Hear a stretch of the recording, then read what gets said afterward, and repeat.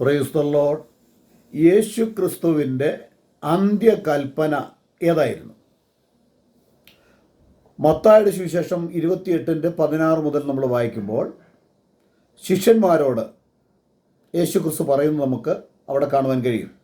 അതിൻ്റെ 19 വാക്യം വായിക്കുമ്പോൾ, ആകയാൽ നിങ്ങൾ പുറപ്പെട്ട് പിതാവിൻ്റെയും പുത്രൻ്റെയും പരിശുദ്ധാത്മാവിൻ്റെയും നാമത്തിൽ സ്നാനം കഴിപ്പിച്ച്, നാമങ്ങളിൽ എന്നല്ല നാമത്തിൽ സ്നാനം കഴിപ്പിച്ച്, ഞാൻ നിങ്ങളോട് കൽപ്പിച്ചതൊക്കെയും പ്രമാണിപ്പാൻ തക്കവണ്ണം ഉപദേശിച്ചും കൊണ്ട് സകല ജാതികളെയും ശിഷ്യരാക്കണമെന്നാണ് അവിടെ പറയുന്നത്.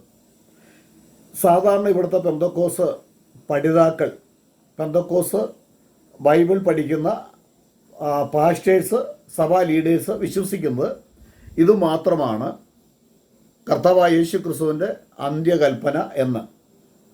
പക്ഷേ ബൈബിൾ പഠിക്കുന്ന ഏതൊരു വ്യക്തിക്കും, നിഷ്പക്ഷമായി പഠിക്കുന്ന ഏതൊരു വ്യക്തിക്കും ഇത് മാത്രം അന്ത്യകൽപ്പനയായി എടുക്കുന്നത് ബാബിലോണിൽ നിന്ന് കൊണ്ടുവന്ന വ്യാജ ഉപദേശമായ തൃത്വം തെളിയിക്കുവാൻ വേണ്ടി, അവർ ആ വ്യാജ ഉപദേശം സ്ഥാപിക്കുവാൻ വേണ്ടി എടുക്കുന്നൊരു വാക്യം അത് തെറ്റാ തികച്ചും. മറ്റൊരുവൻ്റെ കളഞ്ഞു കിട്ടിയ ഒരു കളവ് സാധനം നാം പൊക്കിക്കൊണ്ട് നടക്കേണ്ട കാര്യമില്ല. തൃത്വ ഉപദേശം എന്ന് പറയുന്നത് ഒരു വ്യാജ ഉപദേശമാണ്. തൃത്വത്തിൽ സ്നാനവുമില്ല. അപ്പോൾ ഇത് മാത്രമല്ല എന്ന് നമ്മൾ ഗ്രഹിച്ചിരിക്കണം. മർക്കോസ് 16-ാം അധ്യായത്തിൻ്റെ 16 മുതൽ 16, 17, 19 വാക്യങ്ങൾ നമ്മൾ വായിക്കുമ്പോൾ, വിശ്വസിക്കുകയും സ്നാനമേൽക്കുകയും ചെയ്യുന്നവൻ രക്ഷിക്കപ്പെടും. ഇതും അന്ത്യകൽപ്പനയാണ്. അതുപോലെ ലൂക്കോസ് 24:47 വായിക്കുമ്പോൾ, അവൻ്റെ നാമത്തിൽ മാനസാന്തരവും പാപമോചനവും യെരുശലേമിൽ തുടങ്ങി സകല ജാതികളിലും പ്രസംഗിക്കപ്പെടണം. അത് അന്ത്യകൽപ്പനയാണ്. അവൻ്റെ നാമത്തിൽ മാനസാന്തരവും പാപമോചനവും, അതാണ് അവൻ്റെ നാമത്തിൽ മാനസാന്തരവും പാപമോചനവും. അപ്പോസ്തല പ്രവൃത്തി 2:38 പത്രോസ് ശ്ലീഹ അല്ലെങ്കിൽ യേശുവിൻ്റെ കൽപ്പന കേട്ട് അതേ രീതിയിൽ അനുസരിച്ച് അപ്പോസ്തലന്മാർ ചെയ്ത് നമുക്ക് മാതൃക കാണിച്ചത്, അത് നമ്മൾ മറന്നു പോകരുത്.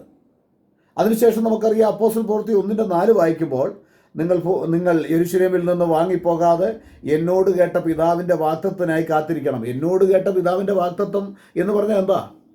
എന്നോട് കേട്ട പിതാവിൻ്റെ വാഗ്ദത്തം, എന്നിൽ നിന്ന് കേട്ട പിതാവിൻ്റെ വാഗ്ദത്തം. അപ്പോൾ പിതാവിൻ്റെ വാഗ്ദത്തം ആരിൽ നിന്ന് കേൾക്കണം? യേശുവിൽ നിന്ന് കേൾക്കണം. മറ്റൊരു വിധത്തിൽ നമ്മൾ പറഞ്ഞാൽ ആരിൽ നിന്ന് കേൾക്കണം? പുത്രനിൽ നിന്ന് കേൾക്കണം. കാരണം പണ്ട് ദൈവം ഭാഗമായി വിവിധമായി പ്രവാചകന്മാർ മുഖാന്തരം അരുളി ചെയ്തിട്ട്, ഈ അന്ത്യകാലത്ത് പുത്രൻ നിമിത്തം, ഈ അന്ത്യകാലത്ത് പിതാവിന് എന്തെങ്കിലും പ്രവർത്തിക്കാനുണ്ടെങ്കിൽ പുത്രൻ നിമിത്തം എന്ന് എബ്രയർ ലേഖനം 1-ാം അധ്യായത്തിൽ നമുക്ക് വ്യക്തമായിട്ട് കാണുവാൻ കഴിയുന്നുണ്ട്. ദൈവത്തിന് സ്തോത്രം. എന്നിട്ട് നമ്മൾ താഴോട്ട് വായിക്കുന്നത്, പരിശുദ്ധാത്മാവ് നിങ്ങളുടെ മേൽ വരുമ്പോൾ നിങ്ങൾ ശക്തി ലഭിച്ചിട്ട് യെരുശലേമിലും യഹൂദയിലും എല്ലായിടത്തും ഭൂമിയുടെ അറ്റത്തോളം എൻ്റെ സാക്ഷികളാകും. ഇത് പറഞ്ഞ ശേഷം അവർ കാണെ അവൻ സ്വർഗാരോഹണം ചെയ്തു. കണ്ടോ? അന്ത്യകൽപ്പന മത്തായിയുടെ സുവിശേഷം 28:19 മാത്രം ഒതുക്കി നിൽക്കുന്ന സാത്താൻ്റെ വലിയ കുടില തന്ത്രം നാം ഗ്രഹിക്കാതിരിക്കരുത്.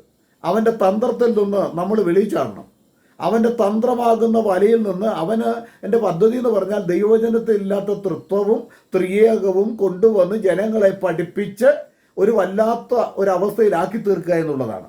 ഇന്ന് പലരും പല വേദപഠിതാക്കളും ബൈബിൾ ഉപയോഗിക്കുന്നത് തൃത്വം തെളിയിക്കുവാനാണ്. നമ്മൾ തൃത്വം തെളിയിക്കുവാൻ വേണ്ടിയല്ല വിശുദ്ധ ബൈബിൾ കർത്താവായ യേശു ആരാണെന്ന് വ്യക്തമായിട്ടുള്ള വെളിപ്പാട് പ്രാപിച്ച് മുൻപോട്ട് പോകുവാനാണ്. അതുകൊണ്ട് പ്രിയ സ്നേഹിതരെ, അവൻ്റെ അന്ത്യകൽപ്പനകളിൽപ്പെട്ട കാര്യങ്ങൾ മത്തായിയുടെ സുവിശേഷം 28:19 പറയും പോലെ തന്നെ ആണ് ലൂക്കോസിൻ്റെ സുവിശേഷം 24:47 അവൻ്റെ നാമത്തിൽ മാനസാന്തരവും പാപമോചനവും യെരുശലേമിൽ തുടങ്ങണം.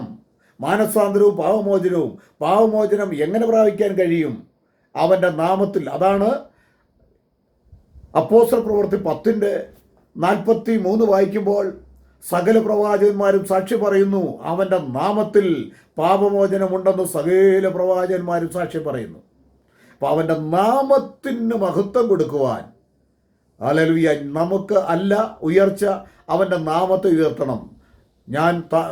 യേശു ക്രിസ്തുവാണ് ഉയരുന്നതെങ്കിൽ, യേശുവിൻ്റെ നാമമാണ് ഉയരുന്നതെങ്കിൽ അവിടെ വിടുതലുണ്ട്, അവിടെ പാപമോചനമുണ്ട്, അവിടെ സ്വർഗരാജ്യമുണ്ട്. ദൈവരാജ്യത്തിൻ്റെ വലിയ പദവിയിലേക്ക് നമ്മളെ ഉയർത്തിക്കൊണ്ടിരിക്കും.